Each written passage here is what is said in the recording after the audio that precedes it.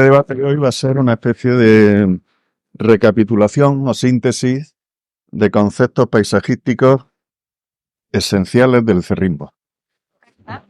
No. ¿No? Porque yo lo recuerdo y lo debatimos porque lo veis contiene ciertas peculiaridades que no son muy convencionales. La gente llama paisaje a cualquier cosa.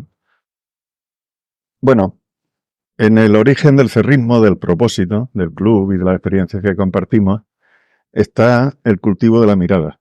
O sea, centrarnos en la mirada como elemento articulador de lo que vemos, de lo que compartimos, de lo que cada uno mira y todas estas cosas.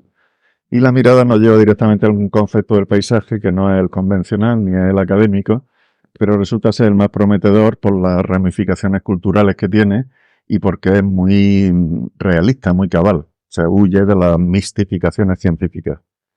El fundamento del paisaje, según el cerrismo, es que el paisaje no existe. Cuando llamamos paisaje a las cosas que estamos viendo, nos estamos refiriendo a las cosas. Y las cosas solo son paisaje por tu mirada. Y la prueba de que el paisaje no existe es que se dice, bueno, el paisaje desde el Cerro de la Artichuela. ¿Cuál es el paisaje del Cerro de la Artichuela? Si giras la cabeza o si la mueves en este sentido, te cambia completamente. Con tu mirada tú lo que formas son escenas. Tú eliges el encuadre, toda la preferencia, incluso las cosas que observas. Eres tú el que está poniendo en orden esas cosas que existen. Las características de la mirada estática en sitios elevados es que las escenas son múltiples porque tienen 360 grados. Puedes ir haciendo una secuencia de escenas o te haces tú tu propia panorámica, así como si fuera una cámara o lo que sea, ¿no? Pero esta es una de las pruebas de que el paisaje no existe. El paisaje lo haces tú con la mirada. Lo haces individualmente con tu aparato sensorial, con tu mochila de experiencia y de referencias culturales y puede ser compartido en rituales como estos. Porque con independencia de que cada uno mire lo que le interesa o interprete, lea, lo que sea, a lo largo de todo el itinerario hemos ido compartiendo conceptos, ideas, nociones que nos permiten ir construyendo una escena a partir de una plataforma cultural común, que es un repertorio de conceptos que nos sirven para organizar el asunto. Lo único que es objetivo del paisaje es que las escenas están condicionadas por elementos físicos, como son esos hitos, las vaguadas, las sendas, pero incluso estas, cuando haces lectura del paisaje dinámico, van cambiando. O sea, la gracia del paisaje en movimiento es que pasa de la fotografía al cine. Entonces ya no son escenas de fotográficas, son escenas cinematográficas. Y tú puedes elegir el ritmo o cómo asocia el tránsito con poner el relieve de una cosa o otra, ¿no? El paisaje es una actividad cultural que tiene la forma de lectura. Uno lee signos y los interpreta. Y los interpreta y los comprende a través de una gramática que es la identificación de los elementos que articulan las escenas. Ahora estamos en un gran hito. Es uno de los hitos de la caldera de Rodalquilar. Si damos una mirada alrededor, vamos identificando cerros donde hemos subido antes. Hemos estado en Los Lobos, hemos estado en Los Guardias, hemos estado en La Rellana, hemos estado en Peñones, hemos estado en El Cuchillo, hemos estado en El Cinto, en Molata, en el Cerro del Aire y ahora aquí. O sea que la caldera de Rodalquilar ya la hemos rodeado completamente desde todos los puntos de vista elevados. Con lo cual tenemos ya una idea muy tridimensional, muy volumétrica de lo que es la caldera de Rodalquilar, ¿no? Pero la complejidad del paisaje es que es reversible. Ahora estamos en un hito, pero no lo estamos utilizando como hito, lo estamos utilizando como observatorio. O sea, cuando un hito es accesible, se convierte en observatorio. Pero solo cuando tú llegas, no lo es en sí. Si dice ahora que el Cerro de la Guardia es un observatorio, estamos falseando aquí. Lo que es un hito desde donde estamos. Nuestra posición relativa cambia el juego de los elementos gramaticales que organizan las escenas. Al fin y al cabo, uno lo que fabrica son escenas a base de encuadres y de connotaciones culturales, de darle sentido a través de información que puede ser científica, poética, lírica, onírica, del tipo que sea, ¿no? Y sin embargo, el paisaje compartido tiene una potencia de articulación social brutal, justo en un momento en el que estamos muy carentes de esos elementos comunes, de esos elementos de cohesión, ¿no? Que todos reconocemos que el paisaje es de todos, que todos lo practicamos, que si compartimos ciertos rituales o ciertas metodologías, pues podemos llegar a tener una complicidad que es interesante y que teje pequeñas comunidades como la nuestra, ¿no? Club que no tiene tampoco ninguna vocación de crecer ni de nada por el estilo. Más que nada porque sería inviable esta subida, ¿no? Yo creo que estamos en el límite de de un grupo más o menos razonable que por otra parte es bastante estable. Ha habido pues, cuestiones coyunturales, más afluentes en algunos, menos en otros, pero más, en torno a los 20, 22 estamos prácticamente en todas las subidas, ¿no? Entonces, mi tesis y la que pretendo poner en práctica a través de las experiencias compartidas en el club es que el paisaje se hace mediante una actividad que es esencialmente cultural, porque es de búsqueda de significado, se hace mediante un ejercicio que tiene la forma de lectura de signos. Para leerlos necesita identificar cada uno de los signos y cómo se combinan entre sí, que es la sintaxis, ¿no? La gramática. Entonces, por una parte estamos desarrollando una disciplina de gramática del paisaje que nos permite una lectura más ordenada y más profunda, y por otra parte lo estamos llenando de contextos históricos, culturales que nos permiten conectar esa experiencia sísmica, esa experiencia de elementos físicos, con un trasfondo narrativo que le da sentido. La mirada cambia, sobre todo cuando cambia la narrativa que la acompaña. Es decir, si en vez de la narrativa que yo suministro, que al fin y al cabo es un poco secada por mi propia visión y mi experiencia profesional y tal, pero hay que reconocer que hay infinitas narrativas posibles. Entonces, el paisaje también te invita a desarrollar creatividad en torno a las narrativas y a inventarte narrativas. No tienen por qué ser de base científica, que son las que yo utilizo por mi perfil, pero puede ser cualquiera que nos sirva para eso, para disfrutar del sitio, dándole significado, connotándolo. Es el mecanismo de connotación por el que tu visión sobre las cosas cambia cuando alguien te hace una sugerencia oportuna que interviene sobre tu mirada, y es la prueba del 9 de que el paisaje lo construyes tú con tu mirada y no es eso que hay ahí. Las cosas que hay son cosas, tienen nombre, son objetos de conocimiento de muchas disciplinas, pero lo que lo hace civil, lo que lo hace disponible para todos, es la experiencia del paisaje. Sin embargo, está negada por un mal uso del concepto y porque no hay una tradición de compartir metodologías y sistemas que nos permitan disfrutar todos de una manera interesante y perspicaz de las distintas cosas que nos ofrece este espectáculo, que adquiere la forma de escenario. Es decir, la manera de llamar a esto no se puede hablar del paisaje de Cabo de Gata, puede hablar del escenario paisajístico de Cabo de Gata, que está compuesto de millones de escenas distintas según donde esté, según por donde mire y tal. El paisaje no es nada físico, el paisaje no existe porque sería inabordable por la variabilidad interna que tiene, de horas de luz, de estaciones del año, de eventos externos que lo modifican, y porque la posibilidad de establecer miradas es infinita. Tú mezclas esas dos variabilidades y llegas a la conclusión de que no hay algo objetivo en lo que ves. Lo único que hay objetivo son los límites físicos. Yo ahora no puedo estar viendo la vertiente la vertiente litoral, porque estoy aquí. Si me subo allí, sí la veo perfectamente, ¿no? Esta es la naturaleza sutil, voluble del paisaje que está pidiendo a gritos que lo tratemos con mucha humildad, pero con algo de exigencia de entenderlo cabalmente, ¿no? Y por supuesto no utilizar el nombre del paisaje en vano. Decía, ay, qué paisaje más bonito, ¿no? Era bonita la escena. Paisaje, lo que tú estás haciendo con ello, ¿no? Si lo estás haciendo muy bien, puedes decir que qué paisaje más bonito, qué bien me ha salido este paisaje, ¿no? Qué bien lo estoy leyendo, qué bien lo estoy interpretando, ¿no? Pero el paisaje, no es lo que se me qué bonito, qué paisaje más bonito, ¿no? Es que a mí me encanta el paisaje. Está bien la frase si realmente te dedicas a construir el paisaje con calidad, entonces te encanta el paisaje. Pero si no, simplemente eres sensible a la belleza de las cosas o a su forma aparentemente desordenada de comparecer ante la mirada, ¿no? Porque ese hecho, comparecer de las cosas ante la mirada, es lo que lo constituye en objeto del paisaje. Si no hay mirada, no hay paisaje. Paisaje no existe. Existe en nuestra mirada. Debate. Porque seguro que hay mucha gente que dice, no, el paisaje es eso que estamos viendo y qué bonito es ese paisaje y tal.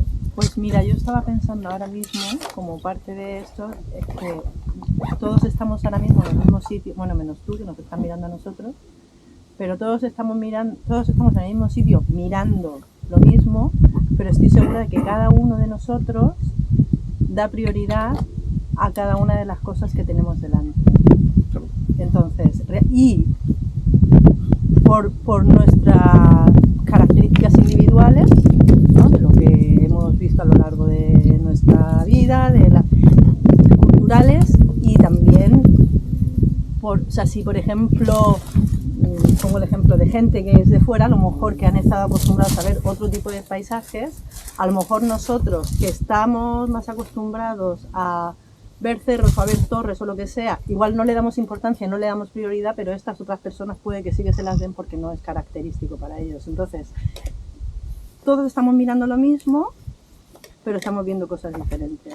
Y le estamos dando importancia diferente a lo que vemos. Eso es riqueza de la experiencia paisajística, eso es diversidad.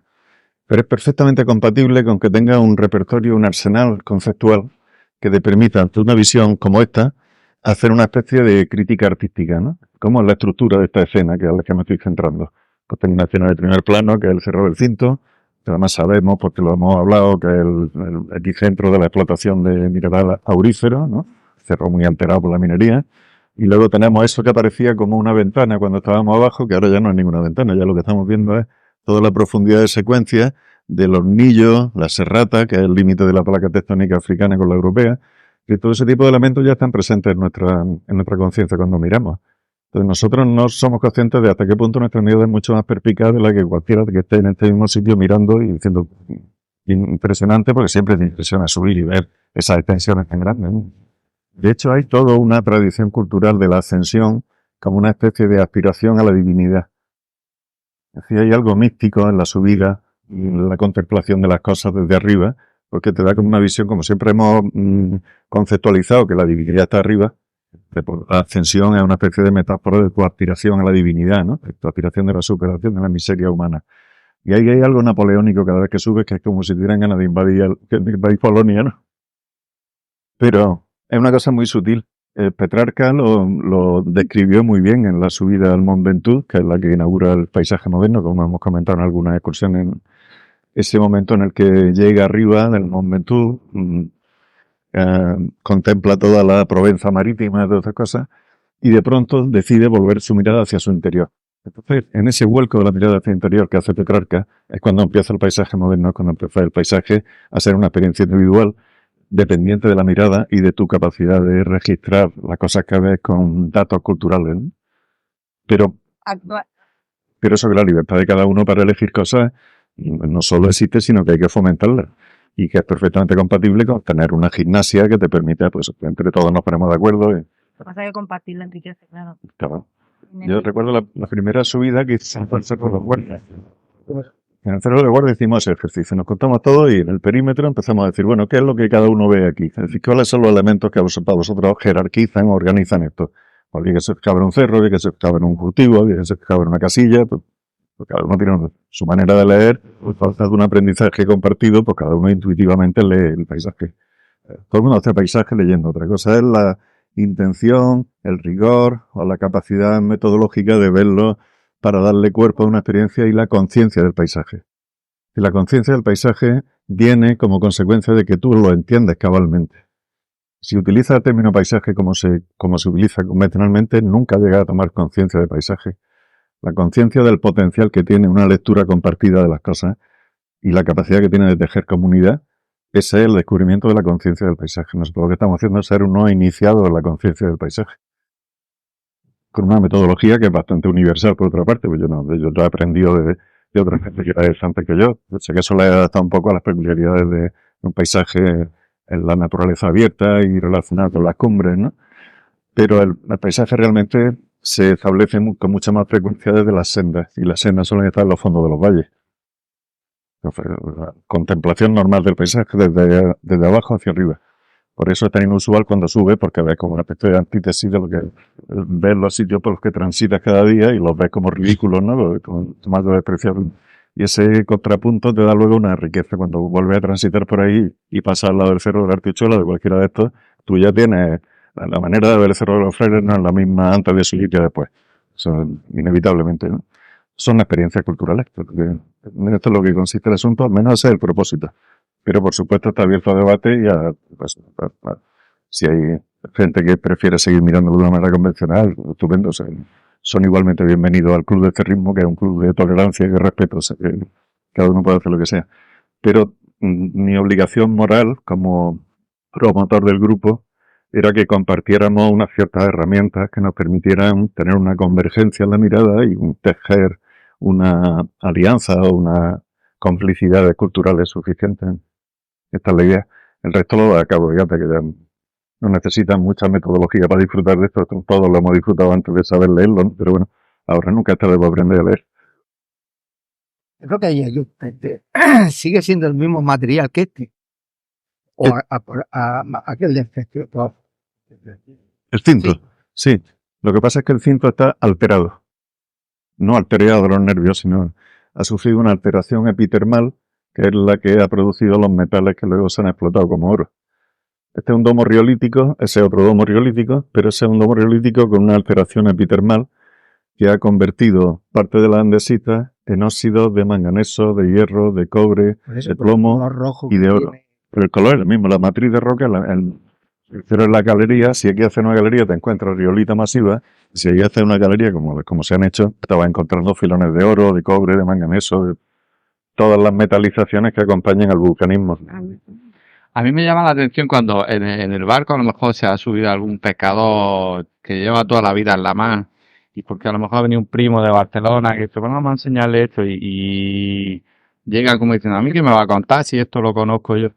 Y de pronto empieza a contarles cosas de geología, y se quedan así un poco pillados, como diciendo, hay que ver que he pasado 1.000.000 de veces por aquí y ni siquiera me había parado a pensar que había algo más de que se puede pescar, qué pescado se pesca aquí, dónde está la piedra o no. Y de pronto, a lo mejor se abre un mundo. Ni se me había pasado por la cabeza que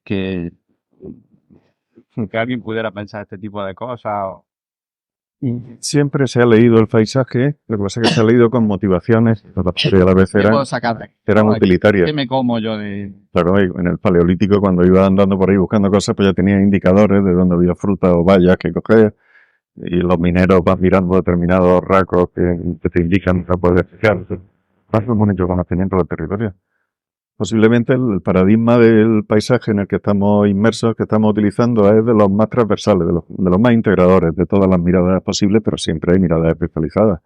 El cazador que tiene que decidir dónde pone el puesto del palaperdiz, lee el paisaje de una manera, lee el territorio de una manera absolutamente precisa para su finalidad. No le cuento, es que el topónimo, no importa una mierda el topónimo, lo que quiere es que su pollo cante y que venga para atizarle, ¿no?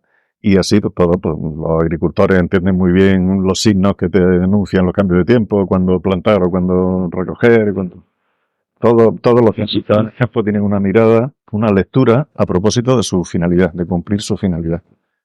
Entonces, en el choque entre la tradición rural y las nuevas miradas urbanas, que son dominantes ahora mismo, en la intermediación del paisaje hay un reto para integrar esas miradas productivas y recuperar sus léxicos, su acervo, su costumbre, su oficio, el nombre de su herramienta, el nombre de las faenas que hacían. Pues será bueno para todos. Ellos se integrarán en un paquete narrativo potente y nosotros no estaremos con ninguna superioridad urbanita y tenemos que ir recogiendo todas las sabidurías que se han ido acumulando en el sitio. Por eso las tradiciones productivas son tan importantes en la comprensión del territorio. Y al fin y al cabo, los significados que busca con el paisaje son los significados del territorio. Es decir, qué ha pasado en este sitio y por qué se ha dado esta secuencia civilizatoria, qué cosas tenía este territorio a favor y cuáles tenía en contra. Es decir, una mirada que entiende el territorio. La finalidad del paisaje es la comprensión del territorio, aparte del goce y del disfrute y todo esto. La definición actual de paisaje existe esa connotación reflexiva.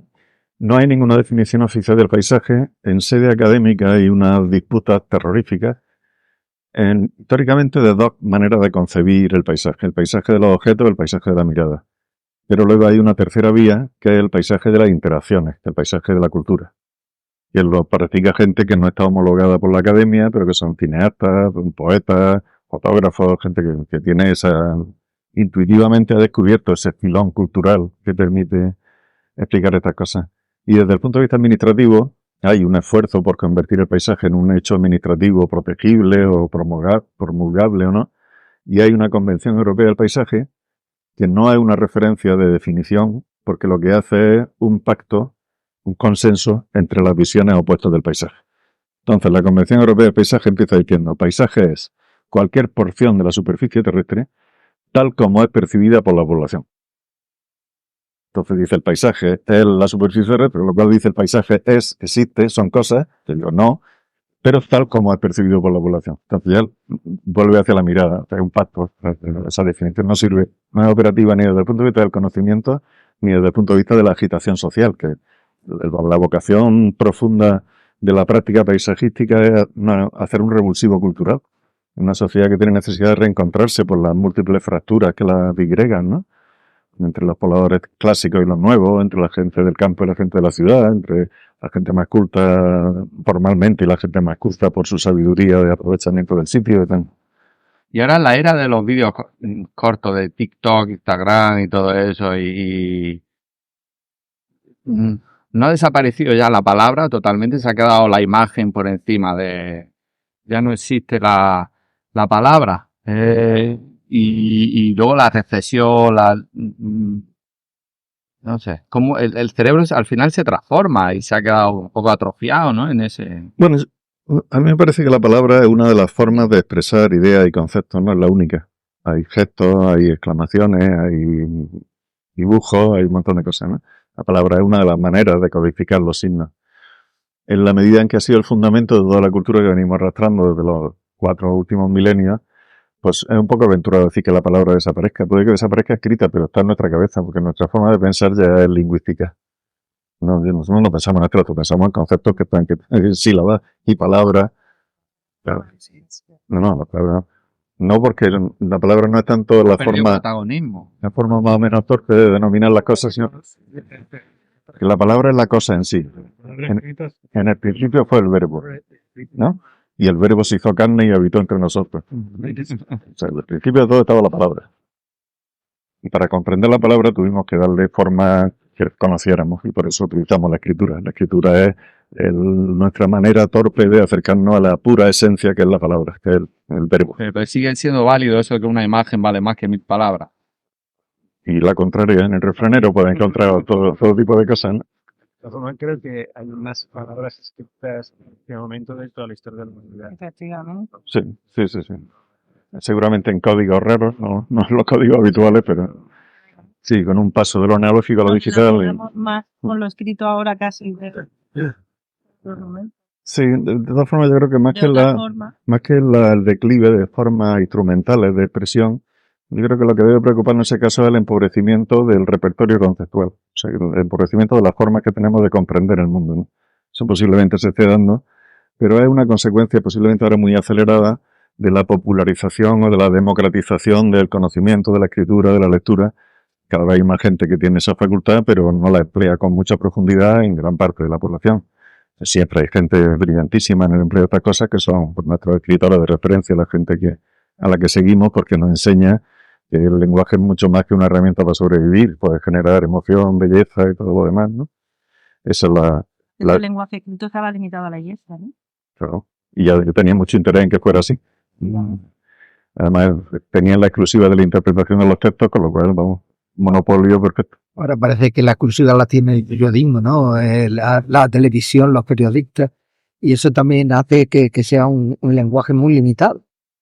Pero que siempre... ahora podemos decir mucho más también, porque tenemos más serio. Pero, vamos a ver.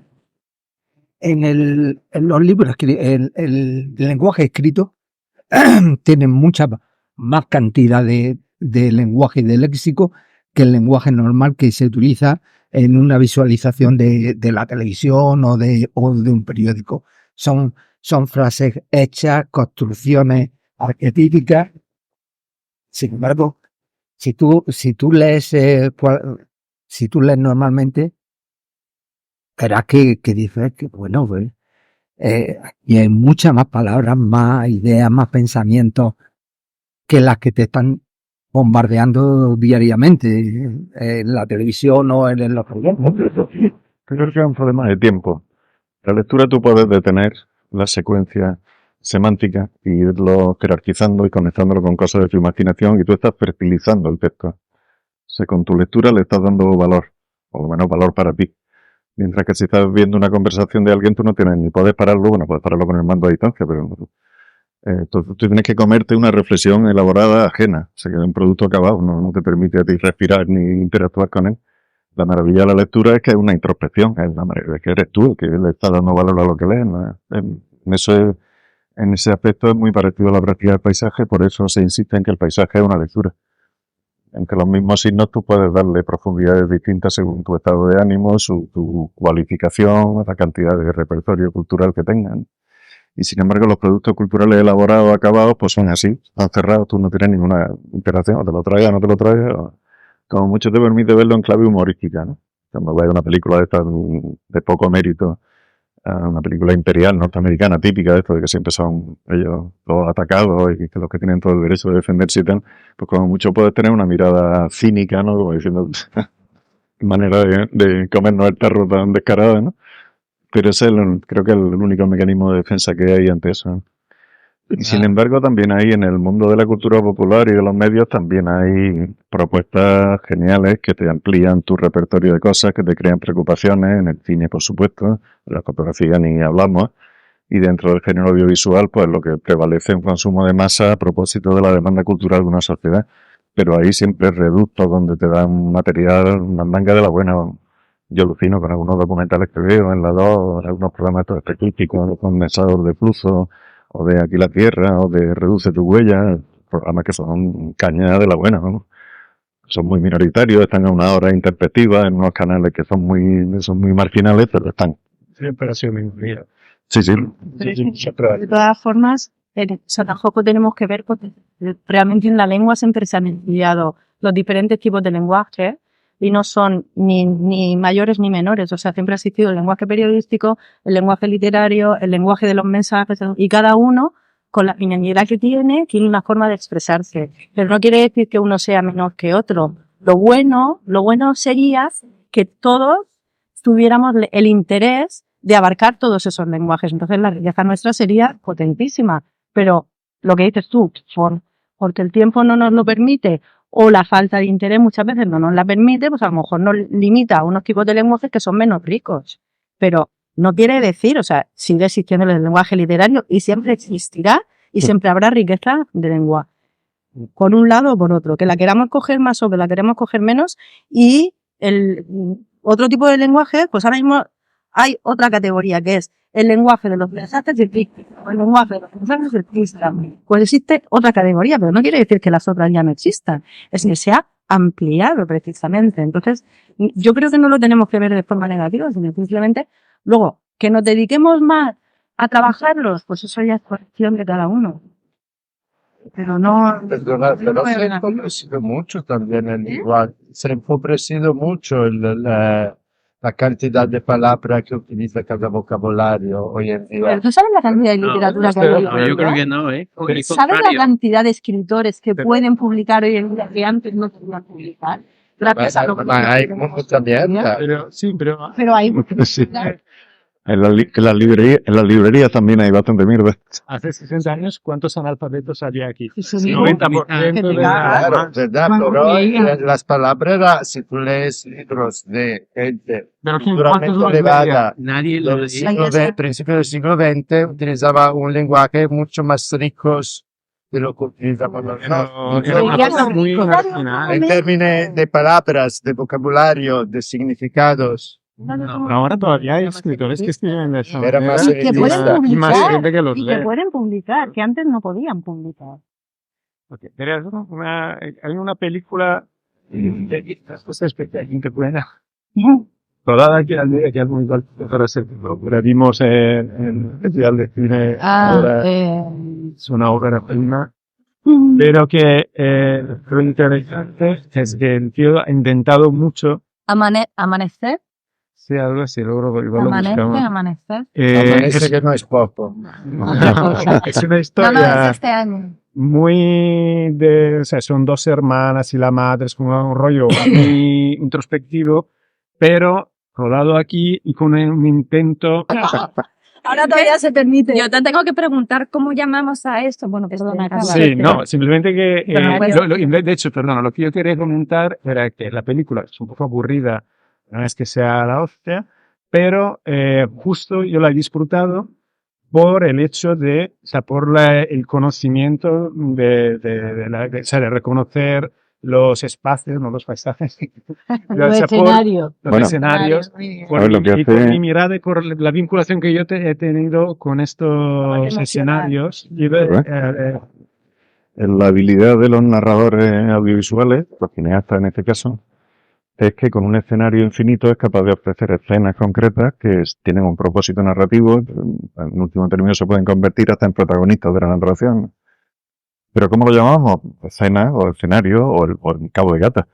Yo creo que ¿Cómo aparece? Pero es lo mucho más interesante complejo era que él eso. intentaba dar O sea, su visión y sí que había yo he vivido esta condivisión entre, y él el director es de Almería, pero sí que tiene esa visión más urbana y más externa de todo esto. O sea, Pero creo lo que hacemos cuando vemos una película que tiene un componente paisajístico es que apreciamos el criterio que ha tenido el director de seleccionar una escena y de cómo comparecen en el hilo narrativo y de cómo participan del ritmo o contribuyen a reforzar cuestiones que quieras contar con la película. Hay algunas que cine muy paisajístico, donde las escenas son cruciales, ¿no? El cine de Kubrick en general es muy paisajístico. Sí. A partir de un análisis muy profundo de los encuadres, de los enfoques, de las escenas y de las secuencias. Barry Lyndon, que no es la película más valorada de Kubrick, pero es un auténtico repertorio de pintura prerrafaelista de grandes escenarios bélicos. O sea, es alucinante. También la connotación que hace es buscando la complicidad de un público que ha ido a museos y que ha visto ese tipo de cuadros de esa época. Se lo que hace es recrear. Nos transporta a la época a través de nuestro acervo de conocimiento de la pintura clásica, no de la pintura histórica. Y yo creo que la manera de decirlo es mucho más precisa que si dice, me gusta cómo trata el paisaje, ¿no? Tú puedes decir, me gusta cómo trata el sitio del que está apareciendo, o me gusta cómo selecciona la escena de este escenario. El escenario de Cabo de Gata está muy bien reflejado a través de los encuadres, de las horas elegidas, de las luces, y luego el propósito, el papel que juega en el propósito narrativo global es otra cuestión que no depende tanto de la calidad de la escena, sino del ritmo, de cómo están metidas y tal. Hay una peli que se llama Lejos del Mar, que está rodada prácticamente en el playazo entera, que trata de un etarra que sale después de cumplir su condena y se lía con la hija de un militar al que él había matado y tal. El papel narrativo que tiene la caseta de los ingenieros del playazo es fundamental, vamos. Y ahí gravita todo en torno a eso. Sí. Y a mí esa película tampoco me parece que tenga un gran mérito, aunque el argumento... Todos la hemos visto porque... Sí, sí. De las múltiples veces en que aparecen estos escenarios en el cine y eso, yo a esa película tengo un cariño especial. La tengo grabada también por eso, porque me gusta volver a verla desde esa clave, ¿no? De analizar cómo ese pequeño enclave del playazo es el organizador de todo lo que pasa en la película. De la muerte, de la vida, del encuentro con los colegas vascos cuando bajan, todo en una mesa de camilla prácticamente. Se llama Amanecer, la película. Amanecer. De Juan Francisco Viruega. Ajá. De la prima. Hombre, en el cine es más fácil decir escenas, porque es una cosa que asocias mucho más a Claro. y ahí es verdad que vais a reconocer cada una de las escenas y vais a poder proyectar vuestra guión. Hombre, nuestra capacidad de valorar una película donde Cabo de Gata comparece con fuerza es que es un contraste entre cómo lo miras tú y cómo lo mira el director y cómo el director lo utiliza para una cosa que a ti ni se te había ocurrido porque tú lo utilizas para otra, ¿no? Pero somos un público cualificado, así que nuestra manera de observar cómo se trata el escenario de Cabo de Gata o de lo que sea, de cualquier sitio, para alguien que está iniciado en la lectura del paisaje de ese sitio, pues le da para que le da fuerza al asunto. Bueno, antes has hablado de las distintas miradas del cazador o del agricultor hacia un mismo escenario y que nosotros íbamos a, si lo he entendido bien, a entrenar la nuestra con una intención, nuestra mirada. Yo soy nuevo en este grupo, ¿cuál es esa intención? Bueno, nuestra intención es comprender el sitio que nos atrae y que nos une a todos, comprenderlo de la mejor manera posible e integrar y respetar otras formas de mirar que tienen otras motivaciones. Así que uno de los propósitos que tenemos para tener una riqueza paisajística suficiente es intentar entender cuál es la mirada específica de los distintos grupos que han hecho uso y aprovechamiento de este territorio, ¿no? Han ido dejando su huella. Y eso se queda, tiene registros físicos, por ejemplo, la mampostería de los balates, convertir una ladera que se erosionaría con las lluvias torrenciales, convertirla en terreno fértil, o la organización entre el monte abajo, la huerta y el mar, como la trilogía mediterránea, ¿no? Esto es un mundo mediterráneo muy extremo. De hecho, yo apostaría que es el último Mediterráneo. Sí, nosotros hemos tenido el privilegio de conocer el Mediterráneo tal como era antes de que la mirada de los del norte lo destrozaran. Italia ya lo destrozaron al siglo XIX con el Grand Tour y con los viajes a Florencia y a Venecia y tal. La costa española está destrozada desde los años 40 y aquí estamos asistiendo a su destrucción, que afortunadamente es una destrucción lenta y de baja intensidad, pero se está produciendo.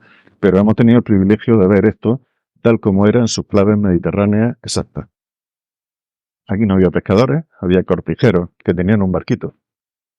Los pueblos de pescadores son un invento de los turistas que vienen a exigir que haya pueblos de pescadores porque quieren pescado. Y solo le faltaría ver los camiones de pescado congelado que llegan a la isleta durante toda la semana para que se le quitara la tontería de encima. Entonces hay un montón de mitos y de fabulaciones que son consecuencias de la erosión que está produciendo la mirada del otro. Bueno, parte de nuestro propósito es intentar descarnar esto, intentar ver qué es lo que hay de permanente como elemento mediterráneo y cómo está sufriendo la erosión producida por la mirada del otro. Que el otro puede ser de la ciudad de Almería o de Campohermoso o de Noruega. Nosotros mismos somos otros también. La suerte de tener una edad ya que haberlo conocido antes.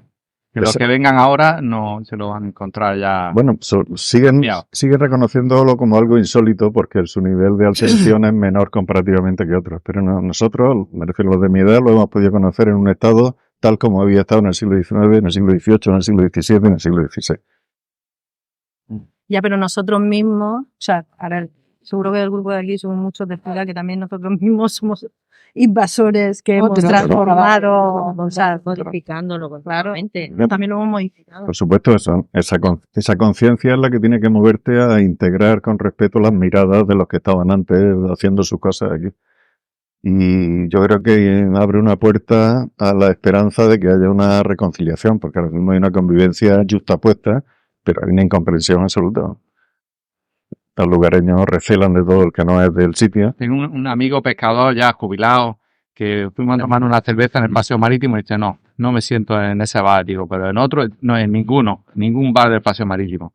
Porque fíjate si han pasado años ya, no perdono que nos echaran de aquí, que nos pusieran el paseo marítimo, que han pasado ya 40 años y dice, y todavía no quiere tomarse una cerveza en un bar en el paseo, porque lo que hicieron con nosotros aquí fue de vergüenza. Ya, pero eso, muchos sitios del Játiva. También los que hemos venido aquí, no siendo de aquí, yo soy de Almería, o sea que tampoco es que sea muy extranjero, pero bueno, yo cuando descubrí Cabo de Gata lo descubrí como una cosa distinta a lo que era mi escenario habitual de la ciudad, de la periferia de la ciudad de Almería, ¿no? Yo sí siempre he sido muy consciente del impacto que causan miradas como la mía y posiblemente por eso me he cargado a mí mismo de la responsabilidad de aportar cosas que permitan una comprensión del paisaje integrador y armonizante, ¿no? Entre las distintas sociologías que se dan cita por aquí. Y se tiene que basar en el respeto por el sitio. Y el sitio incluye la memoria del sitio, que es decir, las huellas que han dejado todos los que lo han habitado antes. Esa comprensión es fundamental. Porque si no, no es que vengas de fuera, simplemente es que vienes a colonizarlo, vienes a cambiar su narrativa. Está bien, no es censurable ni perseguible, pero hay que reconocer que eso crea tensiones innecesarias y que posiblemente lubricar esas tensiones también está dentro de los propósitos, de los amplios propósitos que tienes con la experiencia del paisaje y compartirlo y demás. Bueno, ¿empezamos la bajada? Venga.